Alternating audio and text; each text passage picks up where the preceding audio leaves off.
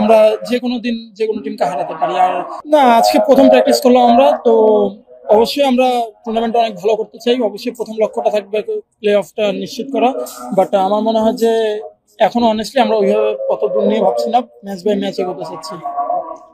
মানে overall team গুলো যদি আপনি দেখেন, মানে রেইনিং চ্যাম্পিয়ন যারা আছে, রংপুর আছে, অন্যান্য দল যারা আছে, সবকিছু মিলায় আপনাদের দলটা কতটুকু আসলে মনে হয় যে একেবারে চ্যাম্পিয়ন ফাইট দেওয়ার মতো, বা যে দলটা আপনি দেখছেন বা পাচ্ছেন, নাকি মনে হচ্ছে যে বিপিএল এর চ্যাম্পিয়ন হওয়ার মতো দল তাদের সাথে কম্পিট করার মতো? দেখুন, আপনি যখন একটা টিমে খেলবেন অবশ্যই আপনাকে সেই টিমটা নিয়ে একদম সর্বোচ্চ লেভেলের আশাবাদী হতে হবে। এখন আমরাও আমাদের টিম নিয়ে আশাবাদী, আমার কাছে মনে হয় যথেষ্ট ভালো টিম আছে। যদি আমাদের পোটেনশিয়ালে খেলতে পারি, আমরা যে কোনো দিন যে কোনো টিমকে হারাতে পারি। আর টি-20 এমন একটা খেলা যেখানে আপনি কখনো মানে পেন অ্যান্ড পেপার আপনি টিম করে রেজাল্ট বের করতে পারবেন না, তো মাঠেরটাই আসলে মেইন ফ্যাক্টর। যেসব ফরেন প্লেয়ার মানে আপনাদের হয়তো বা রিকোয়ারমেন্ট আছে, অনেকে বাইরে সাইন করছে, এরকম কোনো কিছু বা এমন আছে কিনা যে যাদেরকে চাচ্ছেন তাদেরকে আসলে পাচ্ছেন না, যেহেতু অনেকগুলো লিগ একসাথে শুরু হচ্ছে, বা ওরকম কোনো বড় তারকা কি আপনাকে আনতে পারছেন সামনে?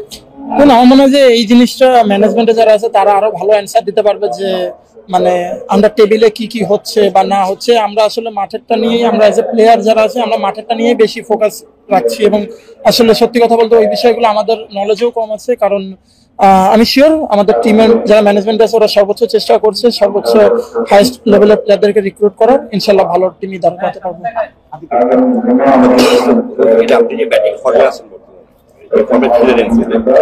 কোন জায়গায় ব্যাটিং করলে মনে হয় যে you will be in your favourite position? এক জায়গায় বলতে বুঝতেছিলাম যে বিপিএলটাকে আমি একটা প্ল্যাটফর্ম হিসেবে দেখব।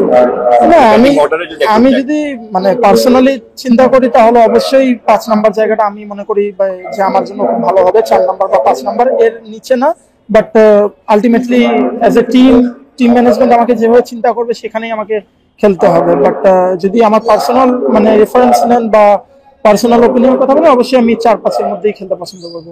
আর দ্বিতীয় প্রশ্নটা মানে যারা কাপল অফ প্লেয়ার্স মানে পৃথিবীতে আসে যারা ক্যাপ্টেন্স মেটেরিয়াল হয়ে আসে, তা যদি বিপিএল আপনাকে ক্যাপ্টেন্সি বলা হয়, মানে লাইক যদি বলা হয়, না আমি এখনো মানে এটা ভাবতে হবে। অবশ্যই যদি ম্যানেজমেন্ট থেকে এরকম প্রপোজাল আসে অবশ্যই ভেবে দেখতে পারি, বাট দেখা যাক, এটা অল ডিপেন্ড করতেছে যে আসলে কিভাবে টিম ম্যানেজমেন্ট কিভাবে সবকিছু চাচ্ছে তার উপর।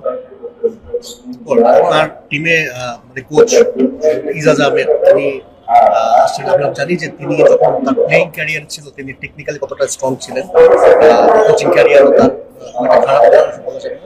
মানে তার কাছ থেকে আপনি আসলে ব্যাটিং কনসার্ট হিসেবে হোক, টেকনিক গুলো হোক, কি কি আপনি আসলে চাইবেন যে তার কাছ থেকে শিখতে, বা কিভাবে নিজেকে ইমপ্রুভ করতে? বিপিএল অবশ্যই অনেক বিজি একটা টুর্নামেন্ট, এখানে আসলে মানে প্র্যাকটিস করার সময়টা খুবই কম পাওয়া যায় আমাদের। তো যেই অল্প সময়টাই পাবো ওটাকেই ম্যাক্সিমাম চেষ্টা করবো ইউটিলাইজ করা, এবং তার যেই এক্সপিরিয়েন্স আছে, এবং আপনি যেহেতু তার টেকনিকের কথা বললেন, অবশ্যই তিনি মানে চমৎকার একজন প্লেয়ার ছিলেন, তো তার এক্সপিরিয়েন্স গুলো নেয়ার এবং তিনি যেই সাজেশন গুলো দিবে সেগুলো অবশ্যই নিজের মধ্যে আনার চেষ্টা করবো। এই প্রশ্ন সম্পর্কে করতে যে আপনার কি মনে হয় এরপরে মানে যেই টুর্নামেন্টের সাথে টেকনিক্যাল কাজ করার খুব বেশি সুযোগ থাকে না, যে পরিমাণ সময় ছোট থাকে, মানে কোনো কিছু হয়তো বললেও হয়তো মাথায় রাখতে পারেন যেটা পরবর্তীতে আপনি এটা এরকমই হয় আসলে। কারণ মানে টুর্নামেন্টটা এত বিজি থাকে, আমার মনে হয় যে মানে প্র্যাকটিসের টাইমটাও আপনাদের খুবই কম থাকে। যে অল্প সময়টা থাকে সেই সময়ের মধ্যেই আমাদেরকে 8টা টিমকে প্র্যাকটিস করতে হয় একটা মাঠে বা হার্ডলি 2টা মাঠে।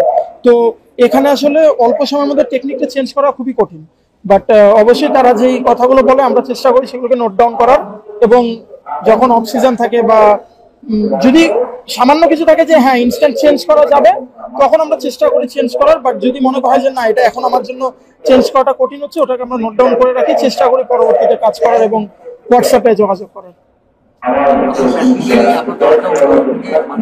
বুঝলি প্র্যাকটিক্যালি আপনার দলটা একটু পিছিয়ে মানে কাগজে কলমে আপনার টিম গেম খেলতে পারে,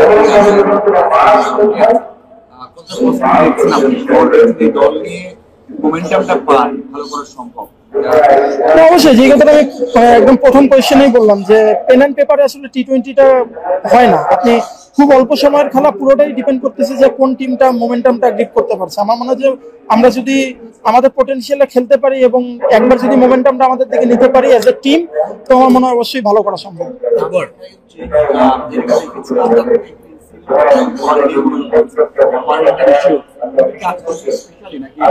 হ্যাঁ, স্পেশালি আমি এই যে লাস্ট এইচপি ক্যাম্প যেটা ছিল, এখানে মোর আমি হোয়াইট বলে ফোকাস করেছিলাম। তো রাজিন ভাইয়ের সাথে সেখানে কাজ হয়েছিল।